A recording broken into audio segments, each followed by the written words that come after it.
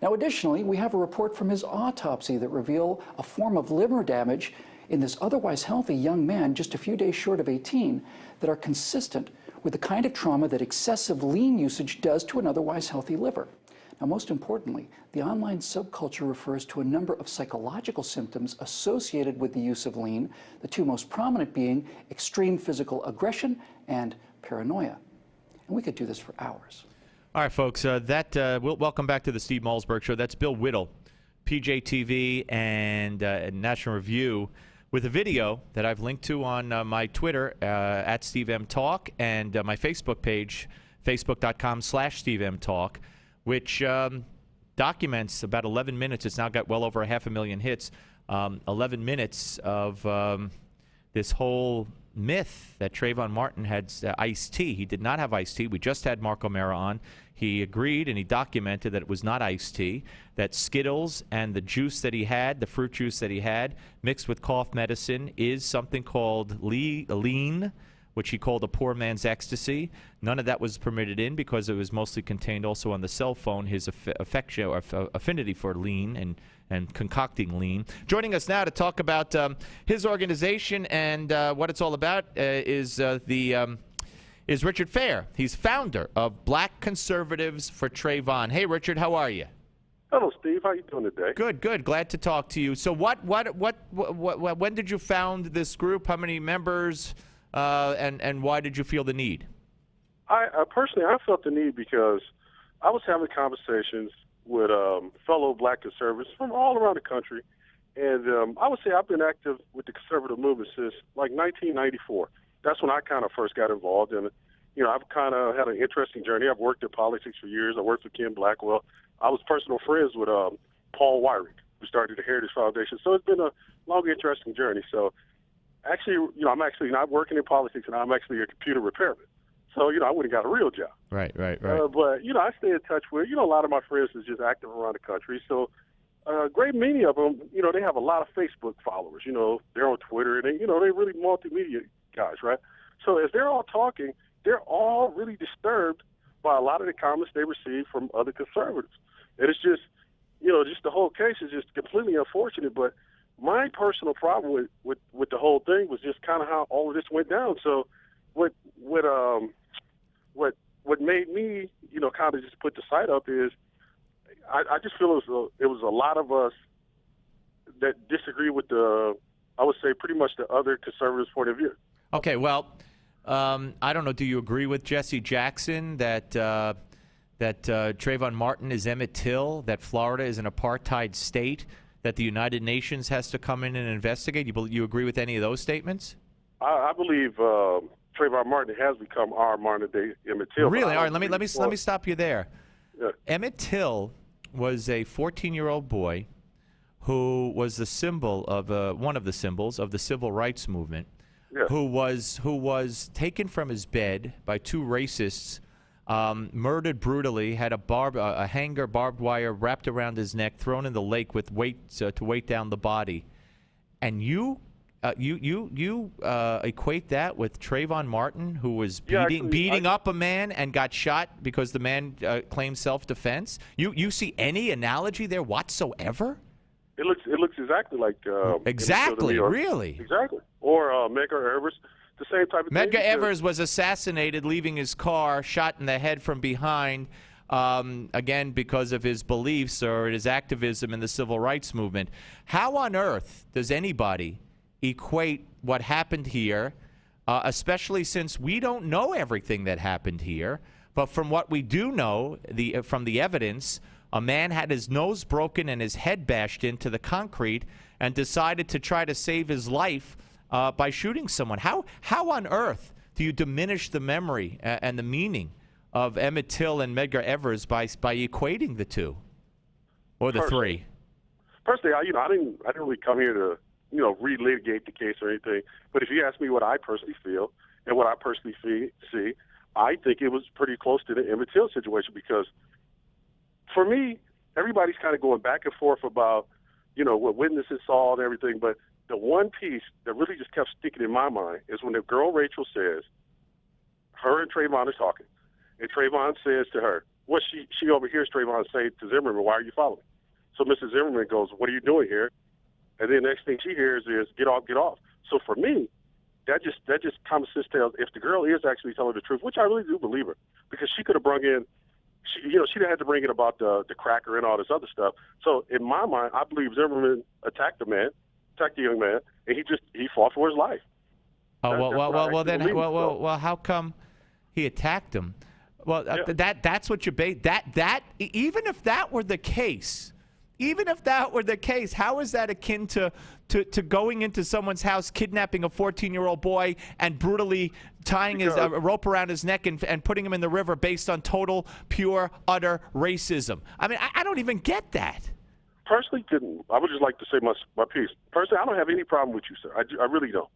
And I'm not here to scream or holler. I'm not screaming. I don't get you. I just don't understand how anybody. I think it's the same. I think it's the same because of this. Mr. Eggers didn't have any justice. It was no justice for him. His people pretty much walked home. They got to go home. And the people who killed Emmett Till, he pretty much got to go. They got to go home. So it's similar in that. And what makes Trayvon Martin a symbol for, I would say, all black men is this. Pretty much, I listened to your show yesterday, and Alan West was on, and I met Mr. West, and but I think what he just said yesterday was just absolutely silly. It could be, it is truth, but I've never met another black man that ever said anything like that. We all have these crazy stories of being followed and profiled. So what makes Trayvon Martin, to me, almost Emmett Till-ish or Medgar Evers-ish is because he's a symbol for all of us. And I don't really think this has anything to do with policy or how you feel about abortion or anything like that. It's just the question I have that keeps going over in my mind is, as a black man who is also a conservative, do I have the right to say I disagree with the majority white point of view on a racial matter? The answer I keep getting is almost no. If I agree with you, sir, like Ronald Reagan said, if I'm 80% with you, I'm 80% with you. But what I notice is when I'm telling people I disagree with you, it's almost like, since I am black, well, you're no longer a conservative. But I don't see the same type of vitriol, or I don't see the same type of venom towards, let's say, if you're a Jewish Republican and you disagree with the majority Republican point of view. If you're a gay Republican, I don't really see anybody kicking him out. If you're a Hispanic who's exhibiting this vitriol towards you for disagreeing? Like personally, just from what I see, what people have personally said to me, I don't know. I mean, I wouldn't say you did anything to me or you said anything to me, but it's just not just myself, but the other people in our group. It's just, I think what happened was unfortunate. And in fact, it's the other way. Got away with murder. Richard, it's the other way. And not only on this issue, but what happens to black conservatives who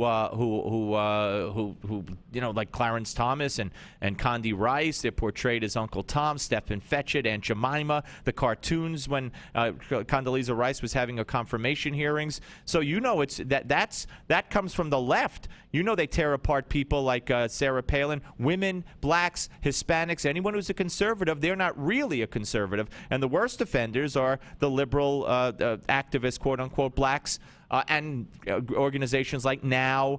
They'll go after women and who are conservative. Personally, sir, I understand everything you're saying, but from what I look at, it's just a point blank question from me to you, from Richard to Steve. Yeah. If I disagree with you as a black man, who will tell you I've had more experience with racial profiling than just the average white person. They just really a lot of times haven't really dealt with it. That doesn't make you a bad person. It's just it would be like a lot of times I see a lot of white conservatives and they'll be going, oh no, it's just basically not happening. Well, how do you actually know? It would basically be really like me saying, well, talking about rape. All right, let me ask you a question though, Richard. And we're talking to Richard Fair, founder of Black Conservatives For Trayvon. Let me ask you this. Yes, sir. Blacks commit a huge disproportionate amount of the crime compared to their population. They're 13-14% of the population. As Larry Elder said, if you take out young children and older people, you're left with even much, much less of a percentage of the population than that. And they account for a huge amount of the crime. So when people, first of all, in George Zimmerman's neighborhood in particular, there had been break-ins.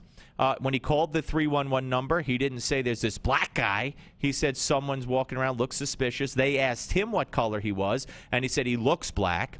But the fact of the matter is there had been break-ins in the area, many of them committed by black young men. So, it was Jesse Jackson himself who once said, when I walk down the street, if I hear voices behind me and I turn around and they're white, I'm relieved. So I mean, I don't understand. So this premise that George Zimmerman did something wrong because he thought that Trayvon could be up to no good based on circumstances in that area.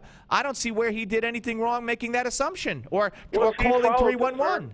Sir, once he followed the young man and he continued to follow him, once Trayvon retreats, my problem with all this is. Everybody, I see all these conservatives defending Zimmerman's right to defend himself. Let's say, just for the sake of argument, I believe it, but just amuse me for a moment. If Zimmerman did attack Trayvon, does Trayvon have a right to defend himself? That's what I would like to know. And that's what I do not see. Okay, let's say yes. But here's the deal. The deal is we only have one man alive who knows what happened. There was obviously reasonable doubt.